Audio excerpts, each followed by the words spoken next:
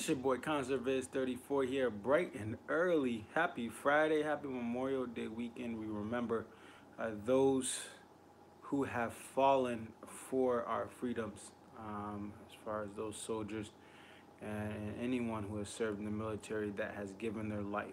We appreciate those people. I want to talk about Dave Matthews Band song that just got released. That Girl Is You. We have a visualizer on YouTube, on the Dave Matthews Band YouTube/Vivo page that I've listened to about 6 times this morning here bright and early on the East Coast in Connecticut. Now, this is a song that already is getting backlash. People are upset. People are saying it's worse than insert stand-up song here or insert uh, Dave Matthews Band song that just people don't like. Now, I think that this is very different than some of the other Dave Matthews Band as far as full band music in the last two albums. It has some feelings of Some Devil here, with just it being more of an acoustic driven song with a little bit of what appears to be electric guitar and some shakers. I know there's a term for that or whatever. Is it maraca? I don't even know. But you hear some shaking in the background, just like we hear in Some Devil. Now, to me, I really am kind of torn right now because first I'm just listening to this song, and I want to say that there are definitely many more songs that are better in the catalog, but I appreciate, again, my theme this summer, this spring/summer, because technically it's spring, is, I want to see the band and even Dave himself take a different approach than the last two albums. And this is definitely a song that's a little bit of a different approach. It has more of kind of that soulful R&B attempt as far as how Dave sings. And it has, again, acoustic guitar, exclusivity. There's not horns or violin that are really driving this song. With that said, I think that it's really going to come down to how this sounds live. This could go very well, or this could be a bathroom song where you go, you have a bathroom break during this song because, you want to enjoy the rest of the songs before and after it.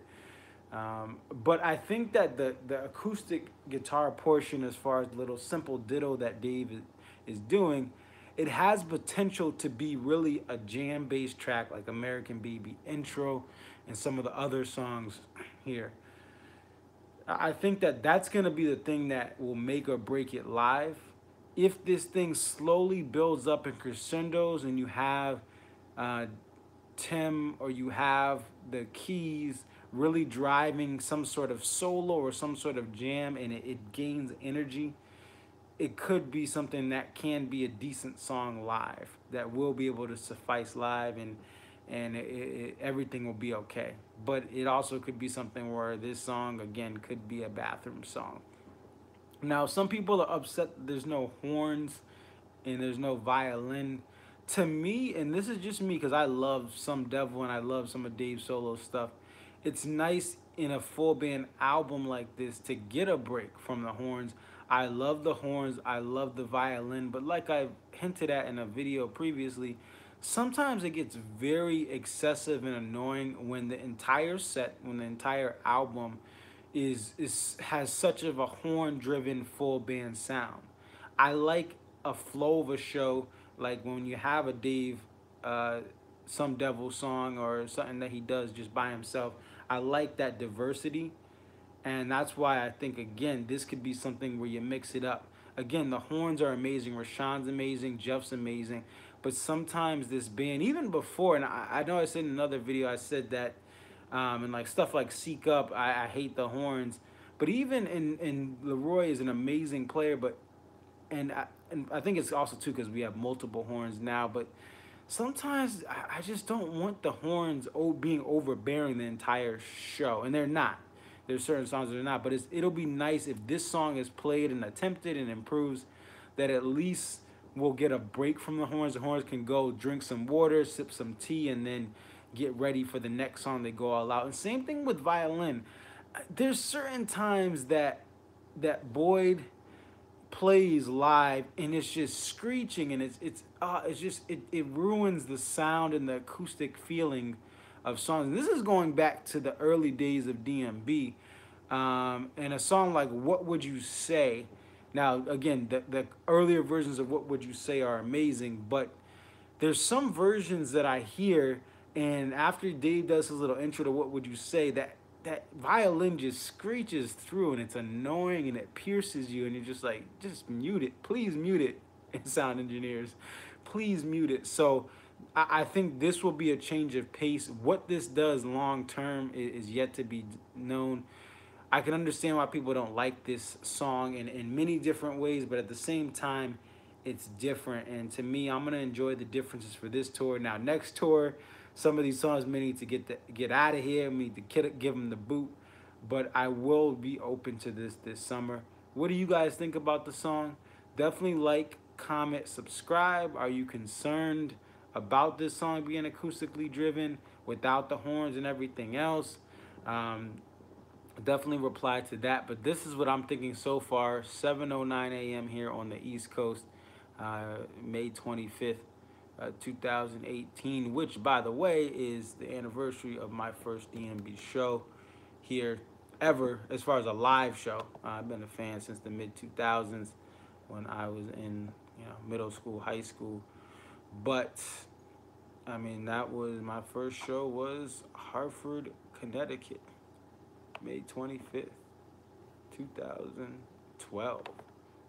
Got a Stone opener. That was an amazing show. We got Prada's Monkey in a One Seat World. I did get Shake Me Like a Monkey, which was